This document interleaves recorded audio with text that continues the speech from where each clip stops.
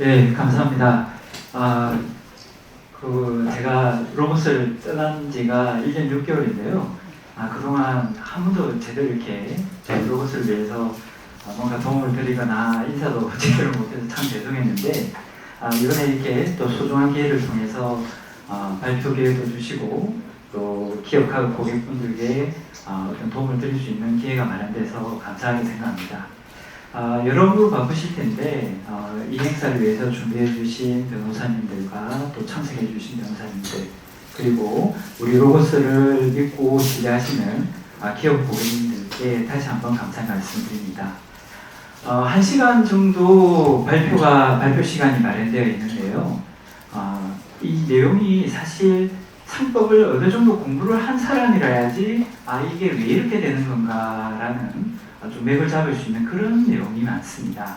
그래서 일단은 전문가이신 변호사님들께서는 잘 아시겠지만 또 저희 고객님들은 어떤 기본적인 지식이 또 필요하실 수가 있으니까 좀 쉬운 단계부터 차근차근 좀 설명을 드릴 수 있도록 하겠습니다.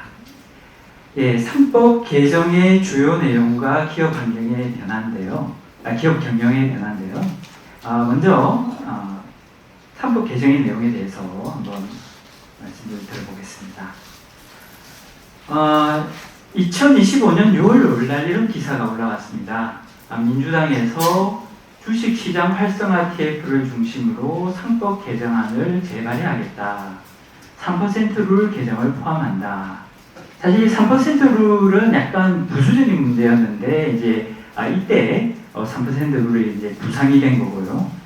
그 전에 이제 윤석열 정권 때부터 다수당인 민주당 쪽에서는 우리나라 주식시장을 살리기 위해서 3법을 고쳐야 한다라는 주장을 강하게 제기하고 있었습니다. 그러던 와중에 결국 다수당이 의결권 이제 다수의 위치를 이용을 해서 결국은 본회의까지 3법 개정안을 올렸는데 종국에는 그 윤석열 대통령의 거부권 행사로 인해서 무산이 된 거죠.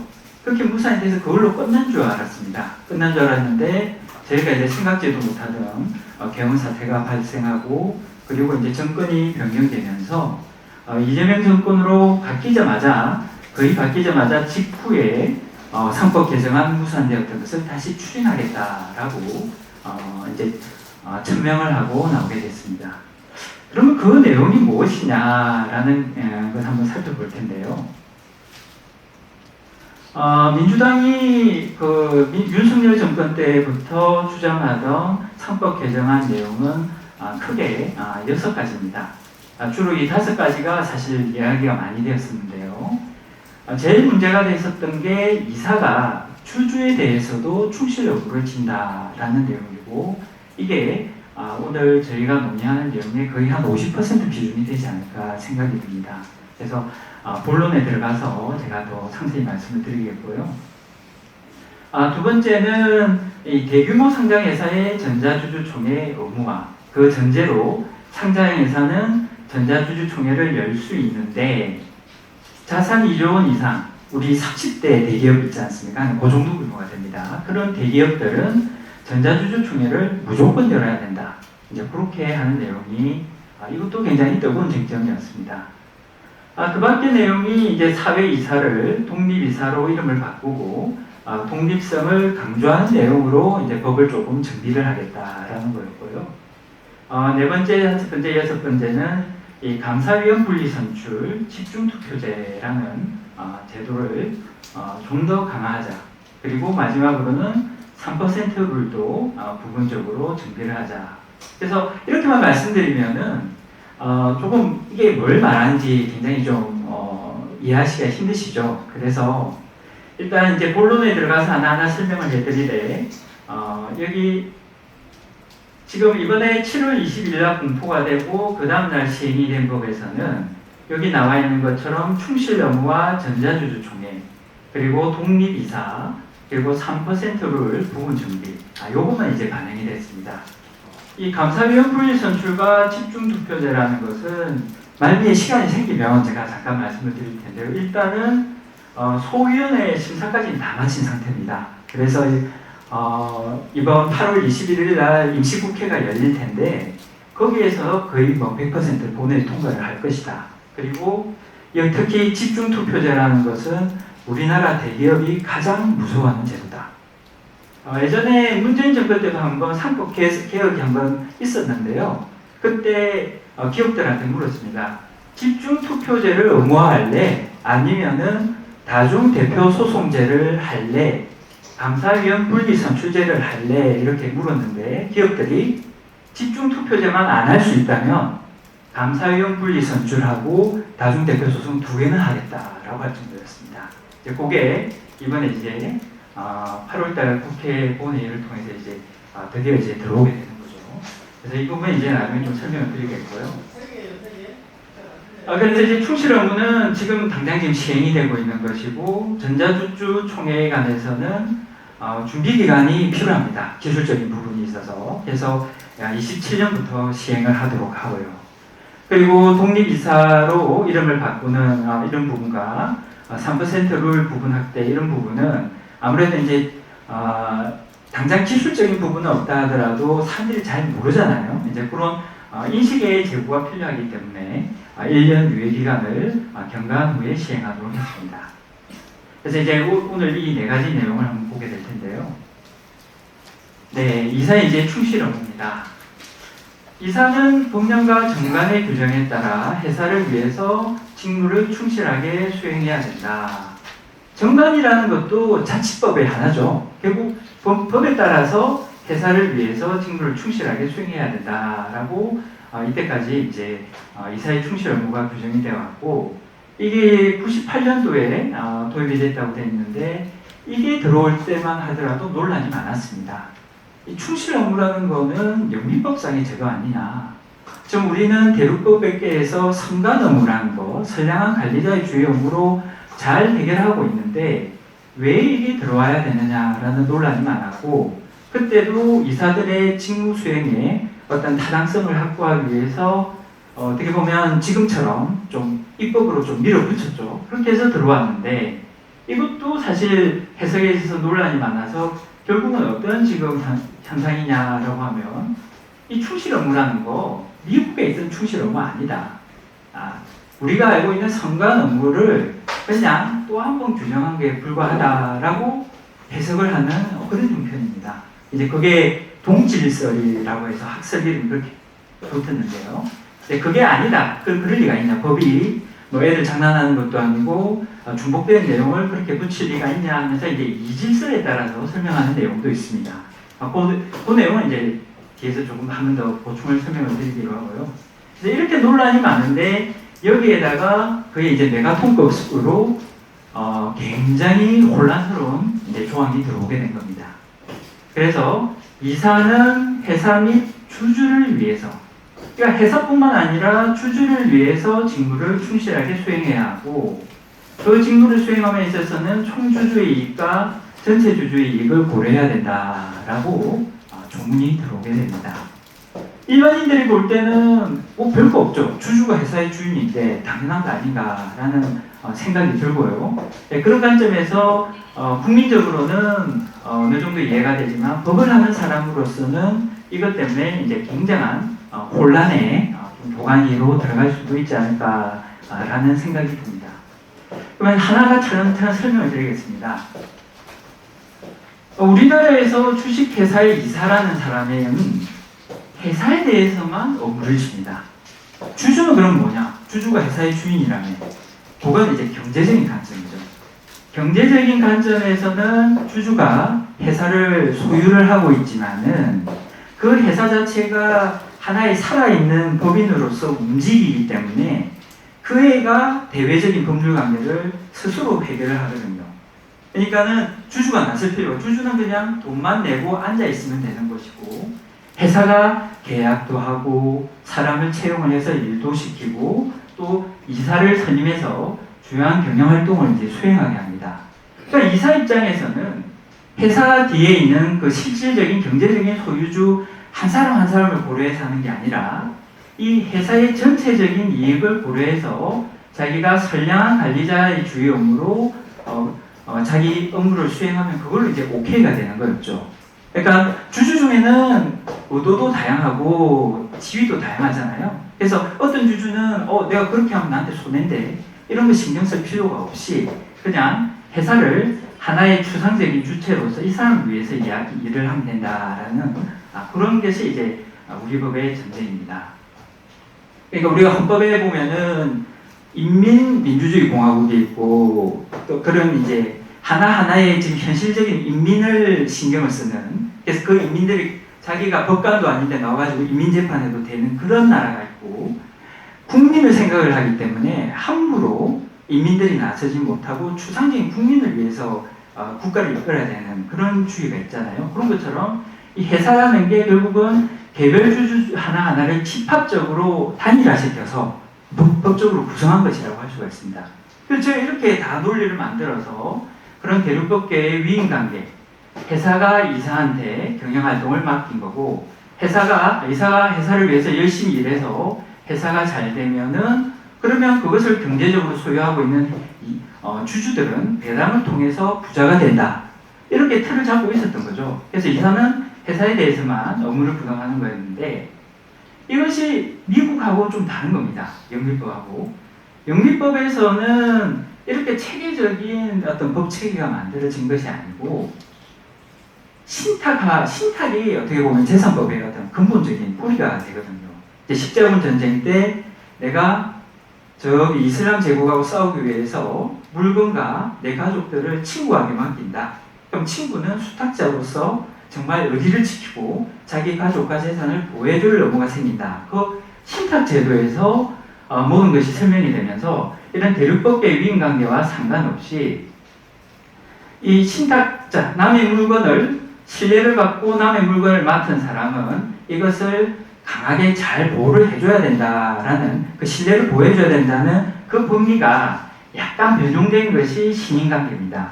신인관계는 꼭 물건이 아니라 일을 맡기더라도 신탁상의 수탁자 업무에 준하는 업무가 발생한다. 그게 신인 업무라고 하니까 굳이 위임관계에서 발생하는 우리가 아는 그 수임인의 업무, 그런 게 필요가, 승관 업무 이런 게 필요가 없이 신인 업무로 다 설명이 되는 거예요. 근데 문제는 뭐냐 하면은 영민법에는 형평법 관계라는 게 있지 않습니까?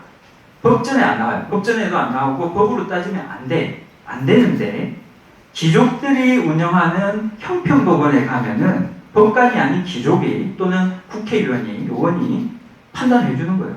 너 잘못했네. 보상해줘라. 그런 형평법이 생기면서 이 신인 업무는 법률 관계를 꼭 전제하지 않더라도 신인 업무가 인정되는 게 발생을 해버립니다. 그러니까 우리는 선관 업무는 이사와 회사 간의 법률 관계가 있고, 그러니까 선관 업무가 발생하지만 이사하고 주주는 법률 관계가 없잖아. 그러니까 선관 업무 없는 거지. 이렇게 생각을 하고 있는 거고요. 그런 데서 이제 이 영민법에서는 이사라는 사람은 회사에 대해서 당연히 충실 업무 부담하는 거고, 신의관계에 기초한 거니까는 형법법적인 관계까지 포섭을 해서 꼭 법률 관계가 없다 하더라도 신인 업무를 부담한다 해서 이사가 주주에 대해서 신인 업무를 부담하는 것, 즉 충실 업무 부담하는 게 어색하지가 않는 겁니다. 그래서 미국에서는 캘리포니아주 회사법이라든지 델라웨어주 회사법 이런 데서 회사 및 주주를 위하여라고 되어 있어요. 예.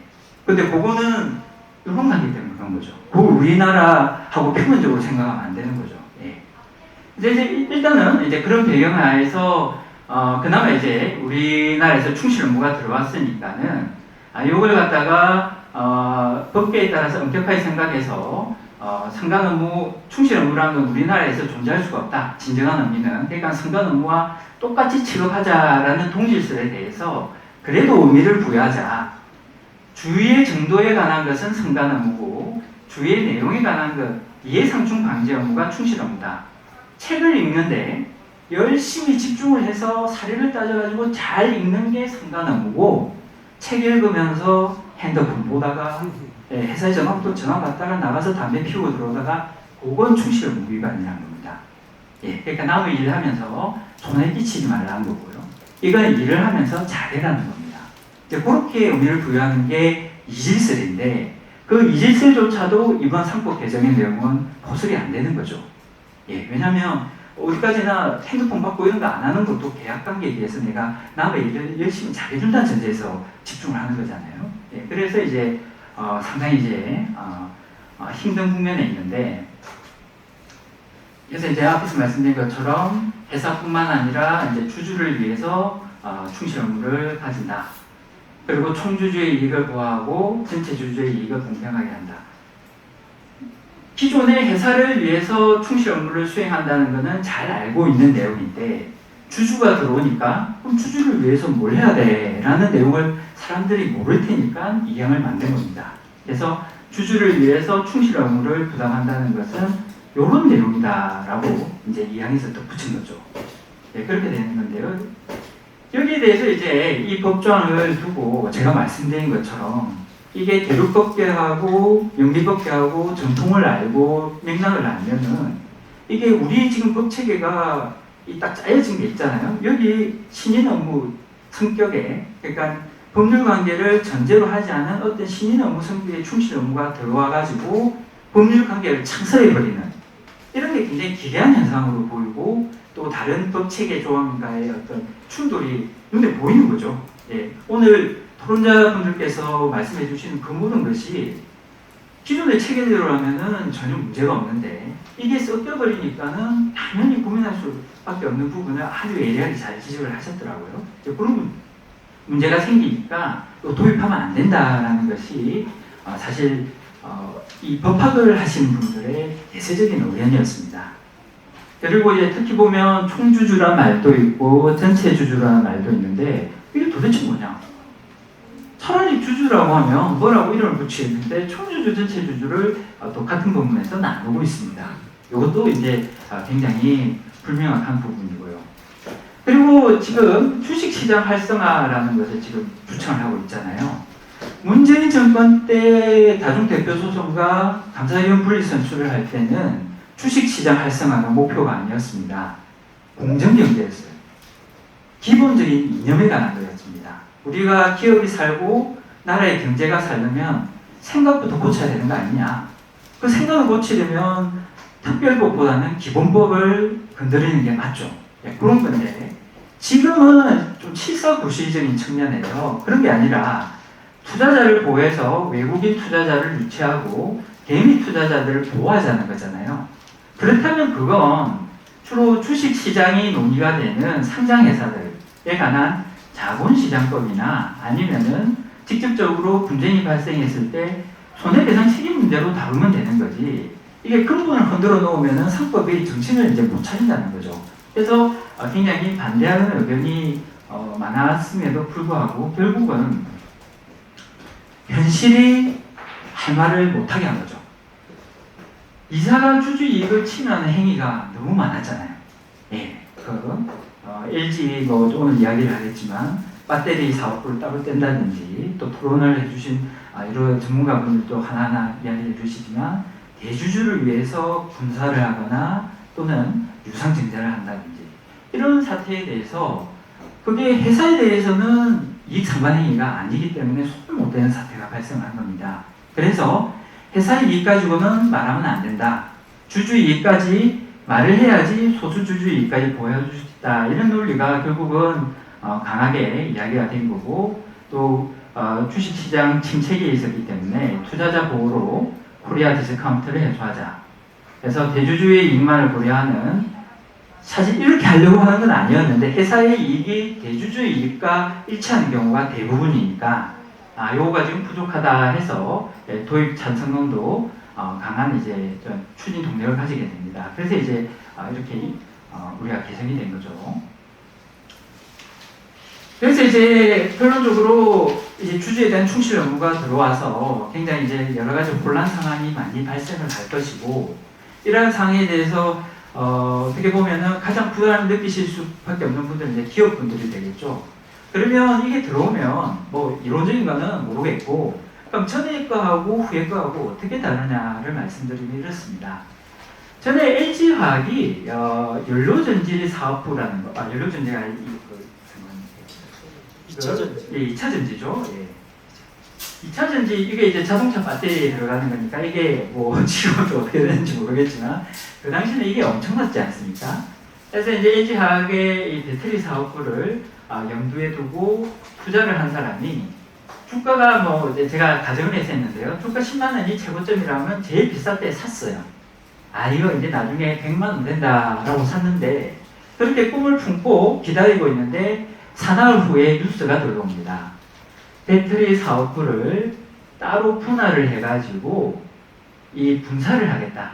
그래서 LG화학의 자회사로 만들어서 운영을 하겠다라고 합니다. 우리가 분할을 하면 인적 분할을 많이 생각을 하세요. 그래서 A라는 회사를 A1과 A2로 나누어가지고 그전에는 A 주식을 하나 들고 있다가 A1 주식과 A2 주식 두 개를 들게 되는 거. 그걸 분할이라고 생각하시는데 그런 건 인적 분할이라고 합니다. 왜 인적 분할이라고 하면은 주주가 가지고 있는 주식이 변동을 하는 거잖아요. 그래서 인적 분할이고 요거는 그게 인의 반대로 주주가 들고 있는 주식은 변동이 없습니다. 그냥 LG항공 하나만 들고 있습니다, 저는. 근데 분할이 됐는데 원래 내가 들고 있던 그 회사가 주주가 되어버리면서 그 애가 주식을 들게 되는 거예요. 그래서 이 경우에는 사실 법인도 인간이라고 볼 수 있지만 인적 분할과 좀 비교해서 이해하기 쉽도록 하기 위해서 주주라는 사람이 들고 있는 주식 수가 변하는 게 아니라 그 사람 거는 변동이 없는데 웬 회사가 하나 새로 쭉 하고 태어나가지고 내가 가지고 있던 회사가 모회사가 되는 분할, 이 분할을 이제 물적 분할이라고 합니다. 이렇게 되면 어떻게 되냐 하면은 그 전에 인적 분할이면 내가 주식을 A1과 A2를 들고 있잖아요. 그래서 A1 주주총회 때 내가 의결권 행사하면 되고 A2 주주총회 때 의결권 행사하면서 내가 목소리를 두 군데 다 낼 수가 있습니다. 그런데 물적 분할을 해버리면 소수주주는 목소리는 LG화학에밖에 못 내요. 왜 자기가 LG화학 주식만 들고 있잖아요. 그러면 여기 내가 관심이 있는 것은 이 LG 에너지 솔루션 배터리 사업 이건 어떻게 하냐? 누구 목소리가 반영되느냐? 다수결이잖아요. 그래서 주주총회에서 LG화학이 주주총회 목소리를 낼 텐데 그럼 LG화학은 소수주주의 오더를 받고 주주총회에 나가겠습니까? 대주주의 오더를 받고 주주총회에 나가겠습니까? 당연히 대주주 목소리를 내죠. 여기서 소수주주가 목소리를 못 내면서 소수주주 이익이 이제 무시된다는 겁니다. 그게 장기적인 관점에서 이제 큰 문제점. 회사 하나가 날아간 거죠. 예. 내 애가 남의 애가 된 거죠. 아무튼. 예. 그렇게 돼버린 거고. 즉각적인 문제점은 뭐가 있냐면은 이 지주사 디스카운터라는 건데 배터리 사업부가 새로운 이제 회사로 태어나면서 그걸 그대로 놔두면 별로 돈이 안 되잖아요. 우리가 아는 코스피 시장이라든지 코스닥 시장이라는 이 모든 사람들이 거래할 수 있는 주식 시장에 이것을 상품으로 올려놔야지 그 사람들이 많이 사고 파니까 그렇게 이제 상장을 해야 되는 거죠. 주요한 시장에다가 상장을 하면은 그 상장되어 있는 가운데 시장에서 평가가 이루어집니다. 새롭게 올라온 이 회사는 가치가 얼마나 되지? 이 배터리 사고가 6만 원이었던 거예요. 그러면 주가가 6만 원으로 결정됩니다. 그러면은 원래 LG화학은 10만 원이니까는 요거는 6만 원이고 LG화학의 주가는 10만 원이 되느냐? 회사가 바보가 아니잖아요. 시장이 바보가 아니잖아요. 실체는 요거 두 개 합친 거나 요거나 똑같은데 단지 분할을 했다고 LG화학은 10만 원이었으니까 10만 원. 새로 나온 것은 가치가 6만 원이니까 6만 원. 토합 16만 원을 시장에서 인정해 주겠다. 그런 시장이라면 우리가 시장주의 채택을 하지 않습니다. 바보를 데리고 경제를 운영하는 거잖아요. 그러니까 어떻게 되느냐. 여기에서 6만 원이 생긴 만큼 10만 원에서 마이너스가 생기는 거. 이게 지주사 디스카운트입니다. 그러다 보니까 소수주주만 대주주는 어차피 여기서 목소리 내고 여기서 목소리 내기 때문에 두 가지 자산을 동시에 가지고 있는 겁니다. 근데 소수주주는 LG화학 4만 원짜리가 난 여기에 대해서밖에 목소리를 못 내잖아요. 그 자산이 하나밖에 없는 거예요. 반토막짜리 자산으로 줄어든 겁니다. 그러다 보니까는 이거 사기다라고 일어섰는데 이사가 뭘 잘못했냐? 연료 배터리 2차 배터리, 2차 전지를 발전시키기 위해서는 여러 가지 시설을 투입하고 해외 한로를 확장을 해야 되는데 해외에 가가지고 해외 은행한테 돈을 빌려달라고 하니까는 너네 대한민국 회사 그냥 못 믿겠다. 우리 유럽에서 볼 때 너희 그리 대단한 회사 아니냐? 돈 못 빌려준다고 합니다. 국내에서도 대출의 한도가 있죠. 그러면 은행 돈 못 빌리면 어떻게 해야 되겠습니까? 주식 발행해야죠. 그대로 주식 발행하는 방법도 있겠지만은 이렇게 하면은 사실 상장하면은 곱빼기로 올라가잖아요. 그 돈이 여기 흥행하면서 그 자본력이 들어오는데 그 자금을 조달하기 위해서 했다는데 그게 무슨 잘못입니까? 그리고 그 위법을 한 거 아니잖아요. 다 주주총회 결의를 쳐가지고 주주의 의사들대로 주주총회의 의사결정에 대해서 이렇게 했는데 무슨 잘못이 있느냐라고 해서 법적 책임을 못 묻게 됩니다. 이사는 회사를 위해서 일했어요. 앞으로 이 회사는 LG화학은 이런 좋은 회사를 거느린 모회사로서 엄청나게 성장을 할 거다. 이렇게 이야기해버리면 못 건집니다. 그렇지만 지금처럼 주주의 이익을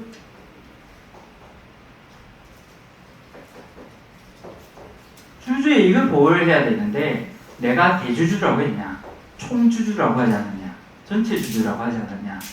여기 총주주와 전체주주에는 소수주주도 포함이 되니까 소수주주가 안 들어가면 소수주 이익이 무시되면 전체주주 이익을 보호한 거 아니다 라고 주장을 할 수 있는 거죠.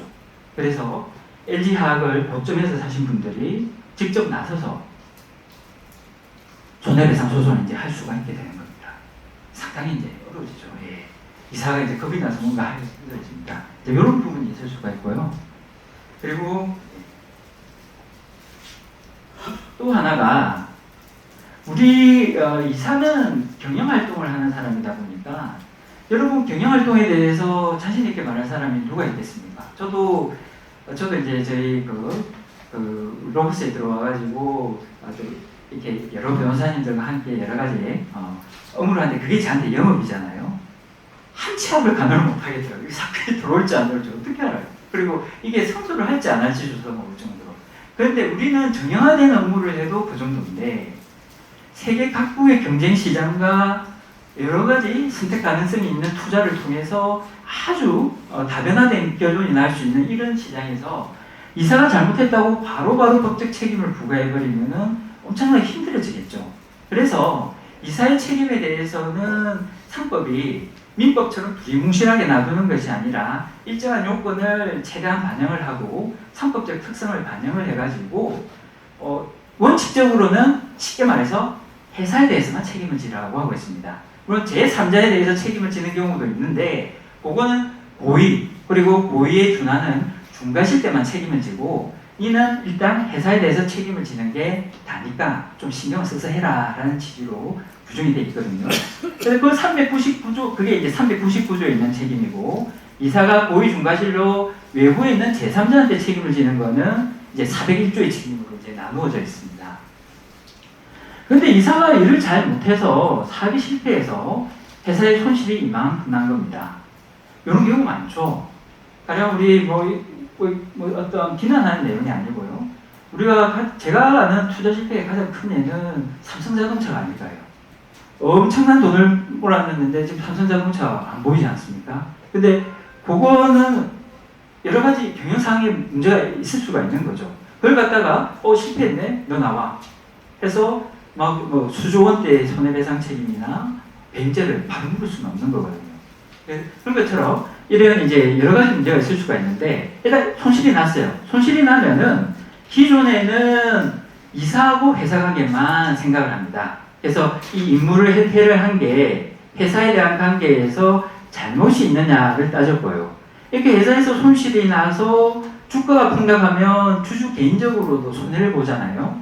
그거는 간접 손해니까 책임을 안 져도 된다고 했습니다. 무슨 소리냐? 이게 대법원 판례입니다. 주주 입장에서 해결하죠. 왜 이게 난 분명히 10만 원짜리가 7만 원을 떨어졌는데 왜 손해가 없어? 대법원 설명이 됐습니다. 399조에 의해서 이사가 회사에다가 손해배상을 하면 이 손실이 메꿔지잖아요. 손실이 메꿔지면 옛날에 기업 가치가 요 정도였던 게 회복이 됩니다. 기업 가치가 회복이 되면 원래 주가라는 게 전체 기업 가치에다가 주식수를 나눈 거지 않습니까?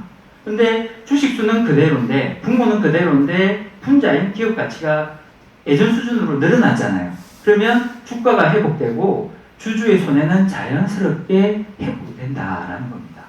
요 399점이 해결되면 요거는 자연히 해결이 되는데 요것도 묻고 주주의 손해를 401조에서 또 물어버리면 이사는 이중으로 배상 책임을 진다는 거예요. 그래서 요거는 안 된다라고 해서 이게 상당히 이사의 책임을 많이 보호를 해줬습니다. 그런데 그게 어떻게 되느냐? 이제 물론 견해에 따라서 달라질 수 있지만은 이제 해제가 되는 거죠. 왜냐하면은 주주하고도 직접적인 법률 관계를 사실 지게 되는 거잖아요. 그렇다 보니까는 주주 입장에서는 그럼 법문에는 주주하고 회사 똑같이 나와 있는데 회사는 간접 손해 없고 나만 간접 손해 있냐? 아니 연대채권이라는 것도 있다며 법에. 그리고 공동 손해배상, 공동 불법행위 책임도 있고 뭐 반대로 공동 채권자도 있을 수가 있고 공동관계가 되든 연대관계가 되든 개별관계가 되든 나는 손해배상 청구권자다라고 이야기할 수 있는 여지가 이제 생기게 됩니다.